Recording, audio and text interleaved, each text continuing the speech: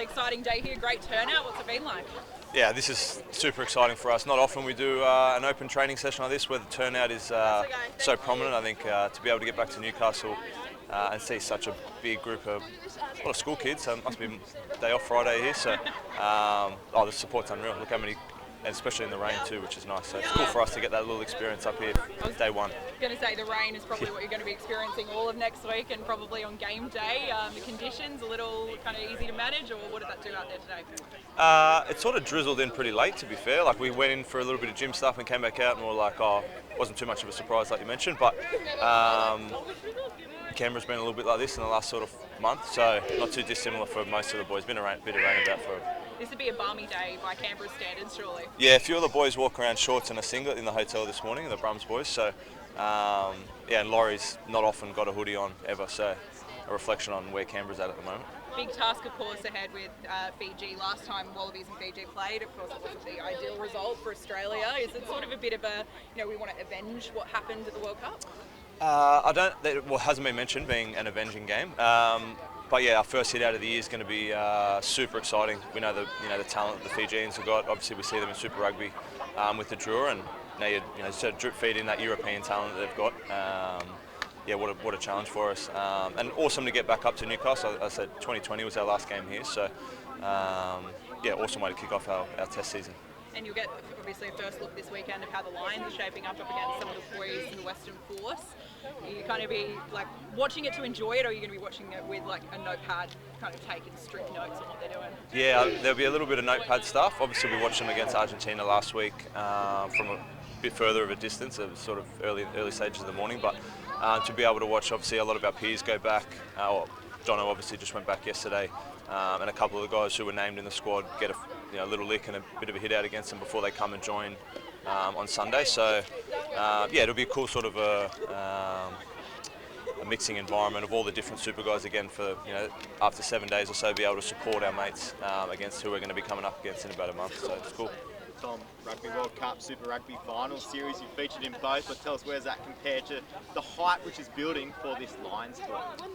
I think the Lions tour is probably second to none in terms of obviously that 12-year sort of gap.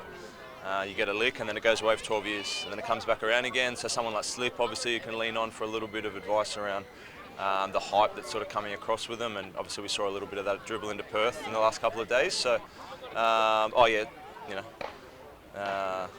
to answer your question, it's probably bolted in there at number one in terms of how cool the spectacle they're going to bring is and how exciting that opportunity is.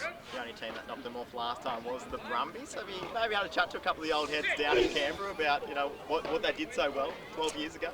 I was pretty lucky. I crossed paths with a couple of them. Obviously, K-Train, Tavita Kurandrani had a pretty decent night out that evening, and I played there at the Brums with a number of seasons for him. And a man of not many words, but when he reflected on that game, he sort of mentioned how cool the opportunity was and the crowd that rolled into Canberra in these sort of conditions when it's freezing.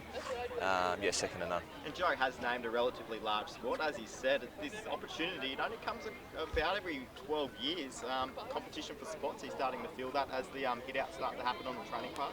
Yeah, absolutely. I think that was our fourth field session today, so we've had 4 pretty decent licks and sort of looks at each other in terms of combinations starting to build and combinations trying to sort of force their way and force Joe and the coaching staff's hand in terms of look at me and I'm available for selection, and a few things heating up at training and just keeping a lid on it until we go sort of mouth guards in and have a real good look at each other, which is nice. So anytime you come together, you sort of get the best out of yourselves because you've got to be on your game because the talent around us is the best in the country, which is cool.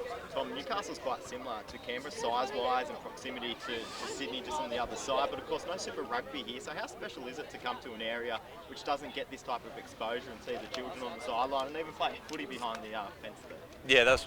I saw the school kids start rolling in by the classroom, sort of as training started, and then a little bit more voice on the sideline come, and then there was a little bit of support, a little bit of niggle, which is always fun. And you look down here now, it's been raining for the best part of half an hour, and kids are still waiting out here, wanting to say hello, high fives, signatures, and I know Whitey, obviously being from reasonably close to here, but not being here, saw his nephew running around just before, so there's always that cool sort of touch point anytime we get to smaller areas, like you touched on, obviously Canberra being sort of out of the way and Newcastle being sort of Sydney, but just a bit further up in terms of not always getting a test match or cool spectacle here. So it's awesome to be able to give back to a smaller community. And speaking of your ex-teammates, Carts is due to play his final game of his career against the Lions.